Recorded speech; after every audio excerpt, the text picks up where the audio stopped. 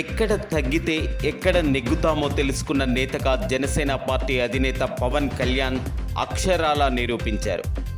ఏపీలో 2024 ఎన్నికల్లో ప్రజా వ్యతిరేక ఓటు చీలకూడదని భావించి తెలుగుదేశం పార్టీతో జతకట్టిన పవన్ కళ్యాణ్ బీజేపీని కూడా కలుపుకొని కూటమిగా ఏర్పడ్డారు.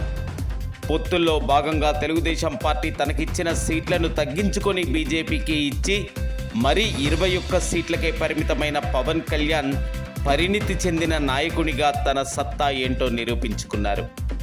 గత ఎన్నికల్లో 2 చోట్ల పోటీ చేసి ఓడిపోయిన పవన్ కళ్యాణ్ ఎక్కడా తగ్గకుండా ప్రజల మధ్యనే ఉంటూ తిరిగి తన సత్తా ఏంటో చూపించారు.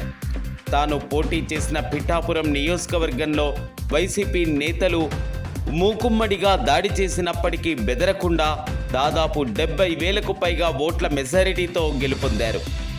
జనసేన పోటీ చేసిన 21 స్థానాల్లో విజయం సాధిస్తే జనసేన స్ట్రైక్ రేట్ 100%గా ఉంటుంది.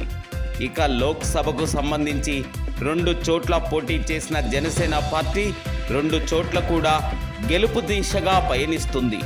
ఇది రాజకీయ చరిత్రలో గొప్ప విజయంగానే చెప్పుకోవాలి. That is Pawan Kalyan.